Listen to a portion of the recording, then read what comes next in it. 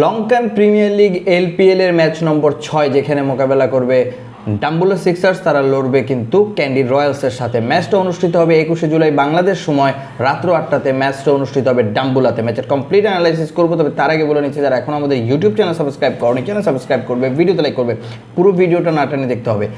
গুরুত্বপূর্ণ যেটা বিষয় সেটা হচ্ছে পয়েন্ট টেবিল। দুই দল দুটো করে ম্যাচ খেলেছে। ডাম্বুলা দুটো ম্যাচ খেলেছে, একটা জিতেছে একটা হেরেছে, কিন্তু ক্যান্ডি তারা দুটো ম্যাচ খেলেছে, দুটোই হেরেছে। অতএব এখন তাদের আসলে জিততে হবে, কারণ এখন যদি তারা না জিততে পারে তাহলে সেটা তাদের জন্য টপ 4-এ কোয়ালিফায়ারে যাওয়া অনেকটা কঠিন হয়ে যাবে, কারণ 3টা ম্যাচ হারার পরে সেখান থেকে কামব্যাক করাটা একটু টাফ। এবার আমি যদি একটু এই দুই দলের হেড টু হেডের কথা বলি, দুই দলের ভিতর শেষ 10 ম্যাচের ভিতর 3টায় জিতেছে ডাম্বুলা, 7টায় জিতেছে ক্যান্ডি, অর্থাৎ হেড টু হেডের রেকর্ড কিন্তু ক্যান্ডির ভালো।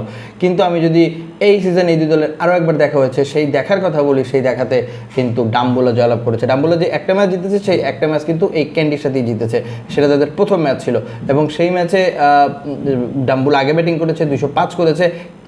যদিও ওই ম্যাচে 111 রানই 6টা উইকেট পড়ে গিয়েছিল, পরে সপ্তম উইকেটে 94 অপরাজিত 94 রানে একটা পার্টনারশিপ হয়েছে গুলবাদিন নাইব এবং হচ্ছে রেজা হ্যান্ড্রিক্সের ভিতর। রেজা হ্যান্ড্রিক্স 80-র উপরে একটা ইনিংস খেলেছেন, যার কারণে ওই রানটা যে 205 হয়েছে। এবং সেখানে অবশ্য ক্যান্ডির বলাররা ভালো বল করতে পারেননি। আমি যদি বলি শাহিন আফ্রিদি বাজে বল করেছেন, 3 ওভারে 41 রান দিয়েছেন, যদিও একটা উইকেট পেয়েছেন। ন্যাচারালি তিনি ভালো বল করেনও না, খুব রেয়ার কেস। এছাড়াও যদি আপনি হাসারাঙ্গার কথা বলেন, হাসারাঙ্গা সেই ম্যাচে কোনো উইকেট পায়নি, এটা দলটার জন্য একটা বাজে অবস্থা ছিল। যদি তিনি উইকেটটা পেতেন তাহলে হয়তো ডাম্বুলা 111 থেকে 6 উইকেট থেকে এত রান আসতে পারতো না। তারপরও ক্যান্ডি ওই ম্যাচে কিন্তু তারা ফরেন প্লেয়ার কম ছিল, তারা মাত্র 3টা ফরেন প্লেয়ার নিয়ে খেলেছিল, কারণ তাদের অনেক ফরেন প্লেয়ার কিন্তু আসেনি। তারপরেও তারা 187 পর্যন্ত গিয়েছিল, অল্প 18 রানে তারা পরাজিত হয়েছিল হেড টু হেডে। অতএব তার পরের ম্যাচের, অর্থাৎ ডাম্বুলা তার পরের ম্যাচে সেই 111 6 উইকেট ছিল, তার মানে তাদের টপ অর্ডারে যে ঝামেলা আছে সেটা পরের ম্যাচে আবার প্রমাণ হয়েছে। সেই ম্যাচে তারা মাত্র 130 রানে অল আউট হয়ে গেছে। অর্থাৎ সেখান থেকে আর তারা কাম ব্যাক করতে পারেননি, কারণ গুলবাদিন নাইব তো প্রতিদিন রান পাবেন না। ওই ম্যাচে তিনি রানও পেয়েছিলেন, 2টো উইকেটও পেয়েছিলেন, যেটা আসলে আমার কাছে আনএক্সপেক্টেড ছিল, কারণ গুলবাদিন নাইবের ওইভাবে আসলে ফর্ম টার্ম কিছু নেই। তো ওইটা একটা ব্যাপার ছিল। এরপরে যে আমি যদি একটু ক্যান্ডির কথা বলি, ক্যান্ডি তারা দ্বিতীয় ম্যাচে এসে যে ম্যাচটায় তাদের বেশ ভালো কিছু প্লেয়ার এসেছে, যেমন মঈন আলী তাদের কামব্যাক হয়েছে, এছাড়া তারা সাদিকুল আতালকে তারা ইনক্লুড করেছে। এবং ওই সাদিকুল আতাল কিংবা সাদিকুল আতাল কিছু করতে পারেননি, 1 রান না 2 রান করে আউট হয়ে গেছেন, কিন্তু মঈন আলীর যেটা বলবো, তিনি 40+ একটা ইনিংস খেলেছেন, কিন্তু তার কাছ থেকে এই ধরনের পিচে 4 ওভারের স্পিনটাও খুব বেশি ইফেক্টিভ হবে সামনের ম্যাচগুলোতে। তো সেটা কিন্তু ক্যান্ডির জন্য ভালো। এবং ওই ম্যাচে ক্যান্ডি আসলে 179-র মতো করেছে, পরে সেটা তারা হেরেছে কলম্বোর সাথে এবং তারা চেস করে হেরেছে। অতএব সেই ম্যাচটা তাদের শুরুটা ভালো হয়নি, পরে মিডল অর্ডারে কিছু রান তারা পেয়েছে। এই হচ্ছে এই দুই দলের শেষ দুই ম্যাচ করে অবস্থা। এবার এই ম্যাচে কী ঘটনা ঘটতে পারে আমি যদি একটু এই মাঠের কথা বলি, ডাম্বুলাতে খেলা, ডাম্বুলাতে বৃষ্টির একটা সম্ভাবনা আছে। অতএব যেহেতু এটা প্রথম খেলা এই মাঠে, আমার মনে হয় টসে জিতে পরে ব্যাট করাটা ভালো। ডিউ কিছুটা আসতে পারে, ডিউ না আসলেও যেহেতু ওয়েদার ফোরকাস্টে বৃষ্টির একটা সম্ভাবনা আছে, সেটার ক্ষেত্রে হলেও আপনি টসে জিতে পরে ব্যাটিং করবেন, কারণ যেহেতু প্রথম ম্যাচে এখানে পিচটা কেমন ব্যবহার করে সেটা একটা দেখার বিষয়। সো যারা টসে জিতবে পরে ব্যাট করবে তারা একটা ভালো বেনিফিট কিন্তু এই ম্যাচে পাবে। এবার আমি যদি একটু দুই দলের হিসেবে আসি, যেমন ডাম্বুলার হিসেবে যদি আসি, ডাম্বুলাতে আমি জানি না কেন দীনেশ চন্দ্রিমাল ওপেনিং করছে, যেখানে আপনার দলের রেজা হ্যান্ড্রিক্স আছে, যেখানে আপনার দলে সাহিবজাদা ফারহানের মতো প্লেয়ার আছে। রেজা হ্যান্ড্রিক্সকে নামানো হয় একেবারে মিডল অর্ডারে।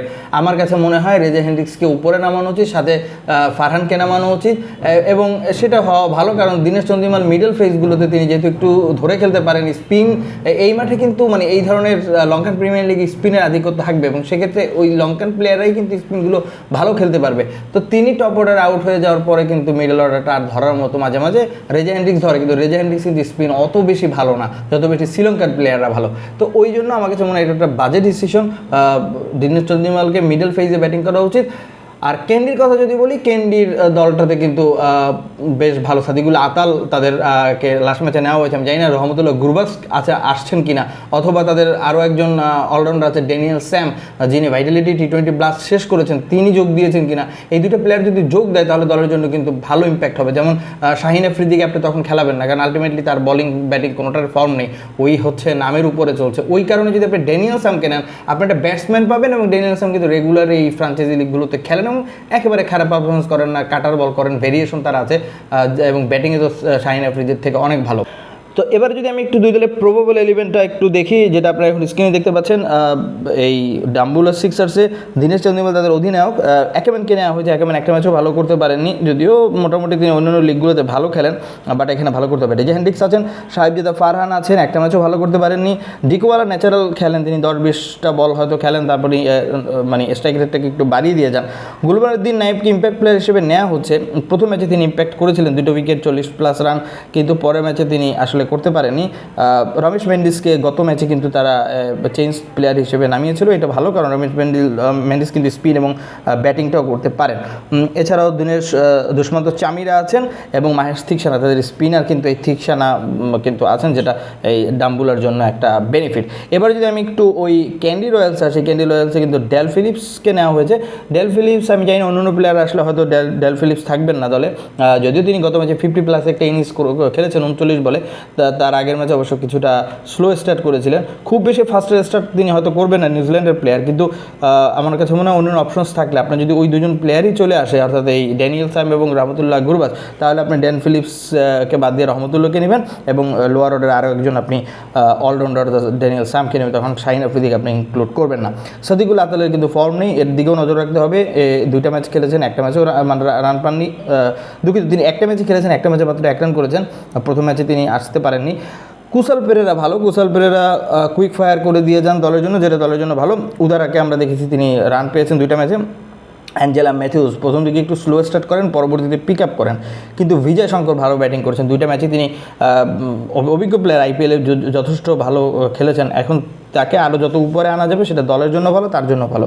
2টা ম্যাচে তিনি কমপ্লিট ভালো ব্যাটিং করেছেন। এছাড়াও হেমন্ত 2টা উইকেট পেয়েছেন, তার বোলিংটা ভালো। মঈন আলী গত ম্যাচে 40+ একটা ইনিংস খেলেছেন, তার দিকে অবশ্যই একটা এক্সট্রা নজর থাকবে। হাসারাঙ্গে এখন মতো ভালো ইম্প্যাক্ট করতে পারেননি, তার বোলিংয়ে ইম্প্যাক্টটা করতে হবে। ব্যাটিংয়ে তো আসলে তিনি ওইভাবে প্রথম দিকে কিছুটা রান পেয়েছেন তার প্রথম জীবনে, এখন তিনি আসলে ওইভাবে আর রান পাচ্ছেন না, এবং নুয়ান থুসারা কন্টিনিউ ভালো পারফরমেন্স করছেন। তাহলে এখন ঘটনা হচ্ছে আমার প্রেডিকশন কি, দুই দলের যদি আমি এই যেটা প্রবাবল এলিভেন দেখলাম, নর্মালি আমি যে প্রবাবল এলিভেনগুলো আপনাদেরকে স্ক্রিনে দিচ্ছি, এখান থেকে 90% সেম থাকে, একটা বা একটা সম্ভবত হয়তো এদিক সেদিক হয় চেঞ্জের ক্ষেত্রে, আদারওয়াইজ 90 বা 100% টাইম এটা একেবারে মানে ফিক্স থাকে। তো এখন কথা হচ্ছে যে কি হতে পারে, আমার হিসেবে আমি এই ম্যাচে আমার কাছে মনে হয় আমি ক্যান্ডি রয়্যালসকে ফেভারিট রাখবো। যদি ক্যান্ডি রয়্যালস পরে ব্যাটিং করতে পারে এই মাঠে, আমার কাছে মনে হয় ক্যান্ডি রয়্যালস এখানে এই ম্যাচে ফেভারিট থাকবে। ডাম্বুলা তাদের একটু যদি সম্ভাবনা থাকে সেটা থাকবে পরে ব্যাটিং করে। আপনার মতামত আপনি কমেন্টে জানাতে কিন্তু ভুলবেন না।